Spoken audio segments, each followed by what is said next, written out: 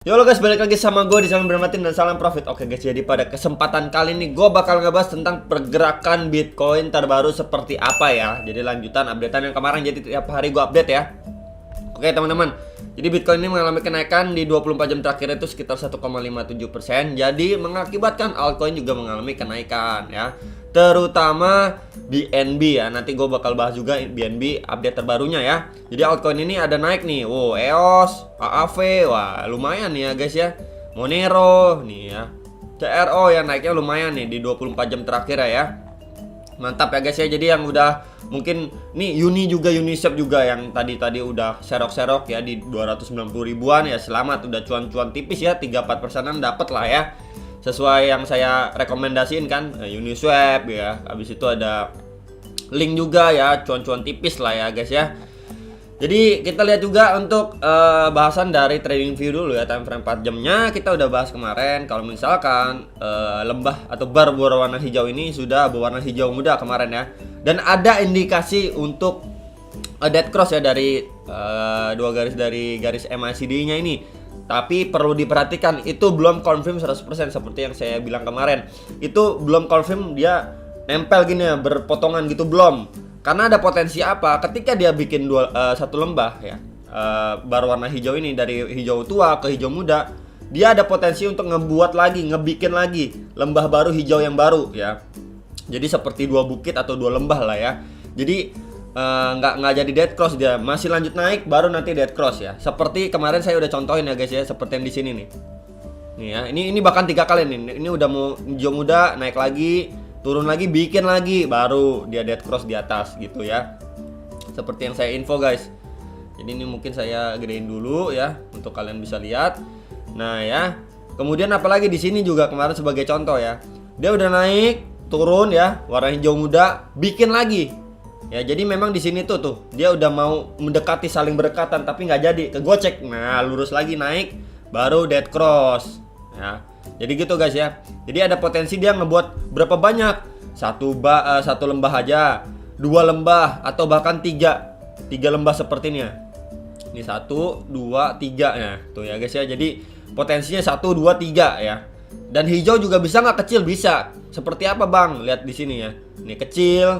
Ini kecil sedikit aja gitu, langsung merah lagi. Merahnya juga bisa sedikit nih tuh. Merah nih cuma 1 titik.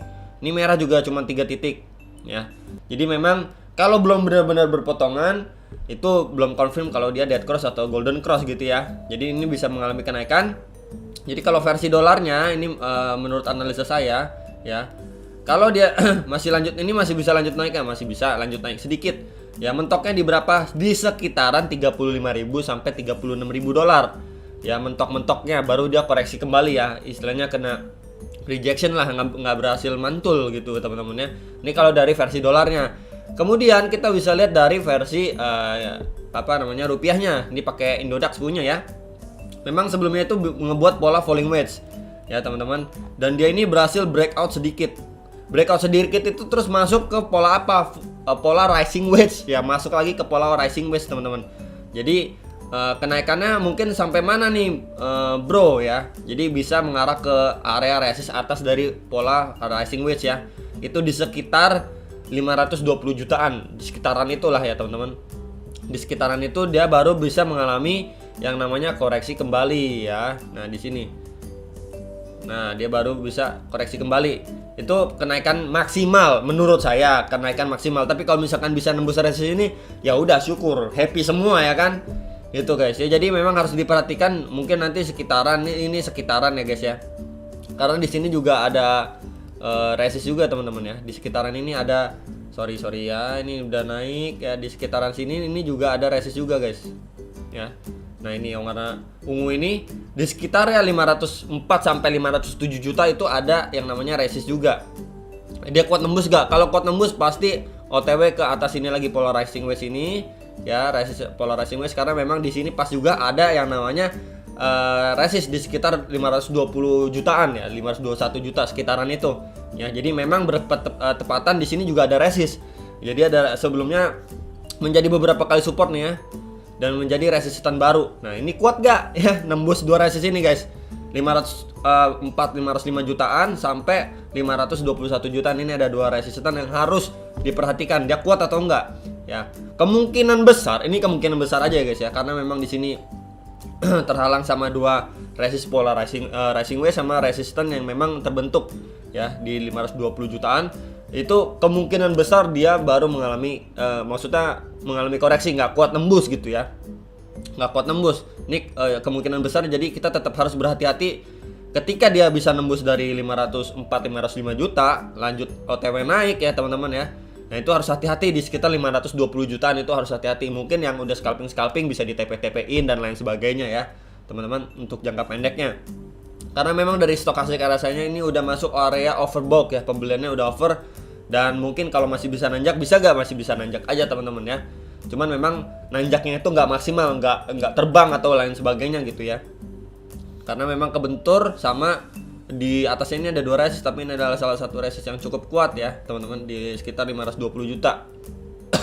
Ya teman-teman, jadi itu adalah harus diperhatikan di sekitar 520 juta ya untuk si Bitcoin jangka pendeknya. Dia koreksi kemana pasti menyentuh, kalau dia tembus ya pasti koreksi dulu ke support 505 jutaan ya. Kalau nggak kuat balik lagi ke area ini ya teman-teman, uptrend dari support yang terbentuk dari pola rising wedge ya. Kalau dia nggak kuat lagi kemana ya, ini support bawahnya lagi sekitaran 474 jutaan, sekitaran itu teman-teman ya. Jadi ini adalah support dan resisten yang perlu diperhatikan. Arahnya masih bisa naik, yang mungkin masih bisa naik sedikit lagi teman-teman untuk si Bitcoin ya. Kemudian baru mengalami koreksi kembali, yaitu untuk jangka pendeknya. Jadi memang ini harus kita perhatikan untuk jangka pendeknya dari si Bitcoin ya. Jadi pola-pola ini dan support-support bawahnya ini harus diperhatikan ya teman-teman untuk ya beberapa saat inilah ya teman-teman. Kemudian kita bisa lihat juga untuk time frame satu day-nya ya, satu harinya, lebih time frame yang lebih besar. Dia memang itu cukup jelas juga yang ngebuat pola rising wedge ya teman-teman. Ini cukup jelas banget dan dia ini sudah nempel nih guys. Ya ini sudah nempel untuk time frame satu harinya. Apakah dia akan berpotongan dan lanjut malah untuk golden cross naik ke atas dulu untuk time frame satu harinya? Kita masih wait and see ya. Bisa aja dia cuma nempel nih seperti ini nih, nempel nggak jadi dead cross nih tuh, nempel lanjut naik dulu baru dead cross bener-bener. Nah ini semoga kita sih masih berharap ya kalau misalkan dia nempel seperti ini, jangan lanjut short dulu, lanjut dulu teman-teman ya, golden cross dulu untuk time frame satu harinya, naik dulu ya, baru nanti kita baru bisa dibanting atau mengalami koreksi gitu ya. Ya pokoknya sebelum GBTC unlock kita ngarep dulu lah, naik dulu lah Bitcoinnya ya.